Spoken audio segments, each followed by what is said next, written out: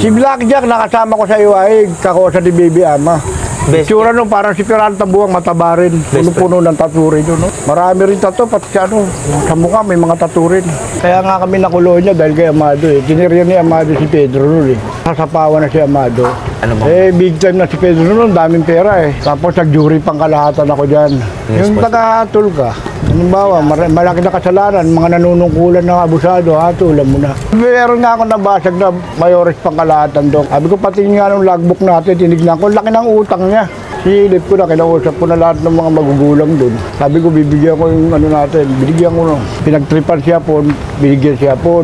Kinuha ko siya po, dinala ko sa senda namin. Hindi ko muna binibigay kasi gusto ko mabuhay.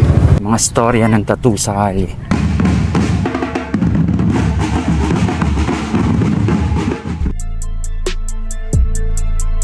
Mga tinta nasa loob ng karayong pag tinatak na sa balat ay nagkakaroon ng malalim na kahulugan ng imahe. Sila Amado Buwang, may mga ibang membro nakasama ko. Pero yung iba wala na. Ayoko naman magsinungaling, sabihin kahit nakasama ko, hindi ko naman nakasama. Yung sinasabihin ko lang, yung tama lang. Ano po ba yung pangkat na kinabibilangan niyo? Sputnik po. Tayo na po ba yung kilalang tawag dito sa inyo? Yung iba, tawag, Rudy Demonyo, mga kakosa ko. Pinanggal ko na yung demonyo kasi kabataan ko pa yun eh. Nung bata pa ako kasi, naglayas ako dito sa amin. 13 anyos ako. Tumira ako doon sa Concepcion, sa kabila, ay magulo ron. Lagi kami may gamit nun, hindi kami nawawala. Kasi bata nga kami. Puso kami nung araw doon sa ano eh. Nalulong tayo sa mga hindi magandang bisyo, di ba? Nakulong naman ako noon na pinarehab ako ng nanay ko sa Tagaytay Rehabilitation, 1983. Tapos nung paglaya ako ng rehab, eto na, tumambay pa rin ako doon. Nagloko na ako yung mga napasukan ko, iba-ibang ano na. Nagloko na ako noon. Pasabit-sabit hanggang sa mag-17 ako, dinaya ko pa nga ano ko, sabi ko, 18 na ako eh. Para pag namasukan ako sa City Jail ako babagsak. Ganun nga nangyari, lahat ng City Jail dito sa buong Metro Manila yata napasok ko. Natatuan ako 12 years old dito sa Pilipinas. Pwede mo makita tayo? Meron pa ako sa singit, Sputnik. Tatlo yan eh. Pag edad ko ng 17 yan, namasukan ako yan. Maynila, Pasay, Makati. Yung mga ibang ini-interview nyo, nakasama ko ron. Si Alex Bulag, may tatlong Malboro dito. Nakasama ko yan sa City Jail na Manila. Hindi lang si Alex Bulag, mga sila Cardong Kid dati. Si Pirata Buwang napunta sa akin dito dati. Buhay pa siya noon. Pero hindi na siya bilanggo, laya na siya noon. Pumupunta rin to si Pirata Buwang kasi yung pinsan ko, si Winnie Casas, Seti Cartas ng Muntinlupa. 7 cartas naman. Oo. Pinupuntahan niya rito yun. Eh, lahat ng mga matitigas sa Sputnik napunta rito. Sila Junior Duque, tapos Romy Gutierrez, Danny Q, taga Parañaque, napunta rito. Dahil kay Kosa. Winnie Casas? Si Alex Bulag, kilala niya si Winnie Casas. Kahit sila matatandang Sputnik. Kasi matagal tinira nun dun eh. Dahil yung 6 pa ng ulungan yun dun eh.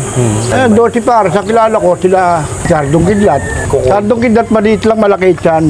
Tapos may Sputnik sa tiyan. Dito naman sa Pasay, nagmayor din ako dyan. Tapos nag-jury pang kalahatan ako dyan.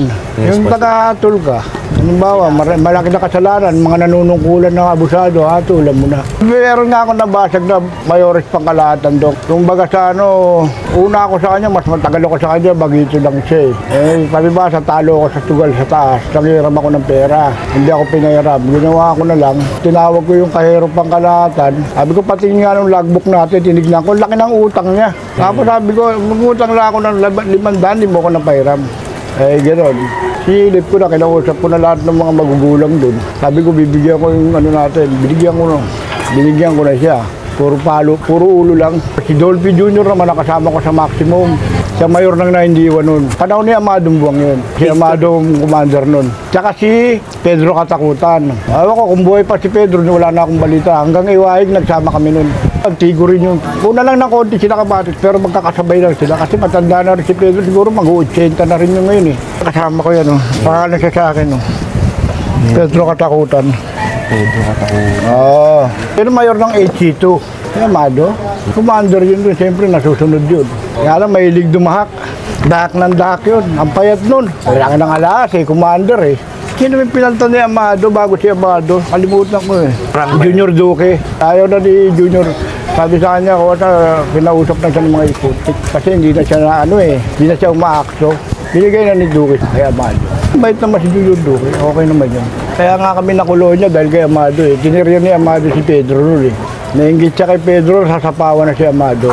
Kaya kayo pinatapon ng ano? Tapon na kami. Paano nasasapawan na siya, tay? Ano bang Big time na si Pedro noon, daming pera eh. Ni Pedro, kumbaga nasa kanya lahat ng mga negosyo? pagkaka-diskarte, lahat ng diskarte na kay Pedro na. Ganun nangyari ron. Ang mga nakasama ko sa kolonya, si Boy Liban, nakasama ko rin siya doon, nasa central naman siya. Nabanggit ni Alex yun sila Boy Liban. Oo nga po. Kasi ganito nangyari dyan. Yung kalugar namin taga rito, si Hapon, nagsusugal sa amin sa baba. Ang nangyari, yung isang kakosa namin, si Tatang, naburyon, pinagtripan si Hapon, binigyan si Hapon. Kinuha ko si Hapon, dinala ko sa senda namin. Hindi ko muna binibigay kasi gusto ko mabuhay. Pero BCJ na si Hapon. Hawak nila kasi yung kitchen boy namin sa taas, Putnik. Hawak ni Katroy. Katroy, commander ng BCJ, kahit sa Muntinlupa, commander. Uusap-usap para makawala parehas yung hostage. Pinatay siya doon sa taas, sa BCJ. Kaya nabigyan na rito, wala na akong nagawa eh. Binitawan ko na siya po. Tao na viral, pangkat na eh. Pinatay di siya po niya. CTJ ako 19. Ako naman, nandito na ako, lumaya na ako, nagloloko pa rin ako. Humingi ako ng tulong sa barangay chairman namin. Sabi ko, Pap, baka pwede, gawin mo akong tanod. Nagbabago na ako. Sigurado ka, sabi niya, sabi ko, gusto ko naman gano'n. Kaya hanggang ngayon, EXO na ako sa barangay, yung may anak na akong kagawad. Ako pa rin na EXO, 2014 pa akong tanod eh. Bali tayo nung nag-desisyon na kayo na magbagong buhay. Oo. Yan ang Ngayon, tapos yung kapitan namin, ito bahay. Hanggang ngayon, sumusupport sa akin kung anong problema, walang problema. Basta wala lang gulo. Ilang taon na kayong naglilingkod sa barangay? 2014 hanggang ngayon. Puro, mag-11 years na. Oo, matagal na rin. Hanggang ngayon, hindi ako napapalta hanggang ngayon. Bakit sa tingin ninyo hindi kayo napapalitan? Oo, na ako eh. Kung baka gusto ko na tahimik, ayoko nga ng gulo-gulo. Kahit mga anak ko, lagi ko pinagsasabihan yan, mga yan. Tigilan na yung mga gayong kalokohan, mga walang mapapala. Tahimik na rito. Dati, may kaguluhan din. Ang dami kasi mga siga nung araw dito. Dito sila ko, si Willie Castro, si Robin Castro, nasa kabila. Yung mga ibang magkakose yan eh, sa kaso, dami yan, puro matatandang Sputnik eh. Kasi yung Iway, tsaka yung Sablayan, Mindoro yun eh. Teritoryo ng Manila yan. Kahit anong pangkat mo, hindi ka mabuburahan dyan. Huwag ka na madadala ng Davao, San Ramon, mabuburahan ka talaga ron. Dahil puro Bisaya doon. Oo, sila may hawak doon. Pero alam na ng commander yun doon, sa Muntinlupa na ganun ang patakaran. Pag naburahan ka, pagbalik mo, pagpabura ka na lang ulit, pabalagay ka ng bago. Tataka na lang ulit. Gagawin kang BM doon, Batang Mindanao. Ganun din sa Davao, teritoryo nila yun eh. Kasi wala kang makagawa ron, buhay mo, nandun ka taya, nandun ka na eh, malayo yun. Marami rin ako nakasama matitigas sa ibang pangkat. Si Boying Ubias, nakasama ko sa Iway. Sa Iway, tapos sa Sampaguita, kasama ko rin. Inabot ko, mabait na si Boying, nagpapoli-poli na lang sa Karakrosan yun eh. So, lagi nakatsinelas na goma, naka-double net na pantano. Hanggang kung bago tahimik lang, singkit na hindi matangkad, maputi. Kasama ko yan si Boying. Si Daco Villegas, kasama ko rin yan, sigurang Daco. Sa Sampaguita na rin. Tapos yung pangkalahatan ng Bisaya yan eh. Si Blackjack, nakasama ko sa Iwaig, kakosa ni Baby Ama. Pero ano na lang si Blackjack, kumbaga sana pumupunta-punta lang na Iwaig. Pinupuntahan lang si Islaw, yung bosyo ng komando. Tsura nung parang si Peralta Buwang, mataba rin. Puno-puno ng taturi doon. No? Tagal na rin na si Blackjack. Kung buhay pa si Blackjack, nakikikain lang sa amin yun sa Iwaig. Ang makakaalam ko kay Blackjack, ako sa ni Baby Ama sa kaso nung araw. Siguro yung mga tira-tira, sabait naman, oo. Tanda na. Tanda na, mabagal na nga maglakad eh. Mataba rin, parang si Peralta Buwang, parehas na mukha sila. Si Peralta Buwang, mataba, napunta rito yun eh. Mga nauna pa nga si Peralta Buwang sa kanila eh. Marami rin tato, pati sa mukha may mga tato rin. Tapos dito, puno, kumando yun. Anong taon na ngayon, matanda na siya, nung baka mamaya, patay na rin si Blackjack. Hindi talaga nakasama ko ng buo. Hindi ako nagkukwento nung hindi ko nakasama eh. Si Peralta Buwang, nagkita kami, pumupunta lang si DJ ng Maynila, tsaka dito. Hindi na siya bilangguno, laya na, wala siyang bahay. Ang alag-talag na lang. Matanda na rin. Yung kay Ute, sa Karakrosan. Kasi tumitira si Ute, mababa. Sa Karakrosan, click. Sabi ni Boy Liban, huwag niya yan, kosa. Pangarang yan, huwag niya yan. Karakagal yun eh. Ginawa ni Boy Liban umuwi. Pagbalik, Karakrosan ulit. Tumira na naman ang waklik. Sabi siya, walang waklik eh.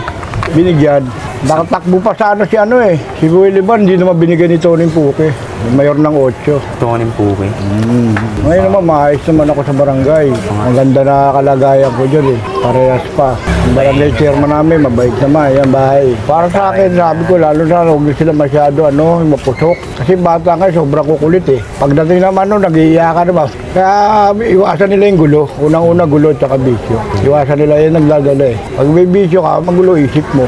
Tutok niyo sarili niyo sa sport, basketball. Dahil may paliga kami, di ba? Ako nga, sisisi na ako laki.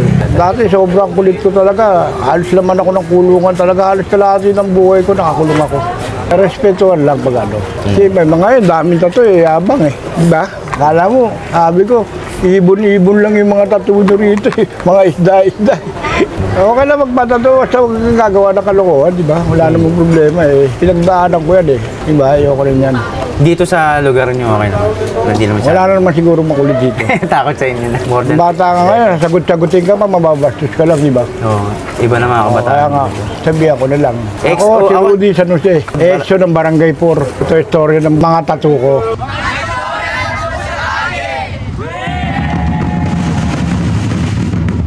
Puro batang Maynila. Ito gawa sa iwa. Ito yung bell bottom blues ko. Ang tumato niyan, anak na empleyado. Meron din kayo dito. Kanta ni Eric Clapton yan.